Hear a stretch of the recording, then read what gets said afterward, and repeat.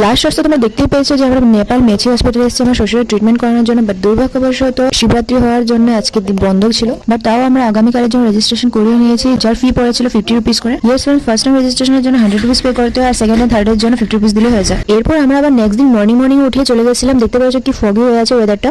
এখন বাজে হলো 7টা আর হসপিটালে ডক্টর বসার সময় হলো 8টা। বাট যেহেতু এখানে প্রত্যেকদিন হাজারো মানুষ এসে থাকে, তো ঠিক টাইমে গিয়ে লাইন না ধরলে আমরা 8টার মধ্যে কিছুতেই পৌঁছাতে পারবো না। তো বাবা আর অভিকে আমরা অনেক আগে পাঠিয়ে দিয়েছি, আর আমি আর মা এখানে ব্রেকফাস্ট করে তারপরে যাবো। তো ব্রেকফাস্ট সেরে আমরা বড় এন্ট্রেন্স দিয়ে ঢুকে গেলাম, যেটা কালকে বন্ধ ছিল। আর দেখতে পাচ্ছ ফ্রেন্ডস কি হিউজ ভিড় লেগে গেছে এখানে। এনিওয়ে অনেক সকাল সকাল যাওয়ার দরুন বাবার নাম্বার অনেক জলদি চলে এসেছিল। এরপর এসডিএর এই কাউন্টার থেকে সেই কাউন্টারে আমরা দৌড়াদৌড়ি করলাম। মানে যারা আমার আগের ব্লগগুলো দেখেছো ওরা নিশ্চয়ই জানে যে এখানে একটা কাউন্টারে গিয়ে কোনো সময় কাম হয় না, প্রত্যেকটা কাউন্টার তোমার আলাদা ভাবে জাজ করা হয়। তো সব কাউন্টার থেকে ঘোরার পর ফাইনালি আমাদেরকে পাঠালো 202 নম্বর কাউন্টারে, যেখানে লেগেছিল মেন ভিড় আর যেখানে লেগেছিল মেন টাইম। এখানে আমরা 9:45 এ পৌঁছেছিলাম, বাট 12:30টার উপর হয়ে যাওয়া সত্ত্বেও এখানে লাইন এগোচ্ছিল না। এরপর হয়ে গেলো একটা আর হয়ে গেলো ওদের লাঞ্চ টাইম। তো আমরাও লাঞ্চ করে এসেছি, দেখা হচ্ছে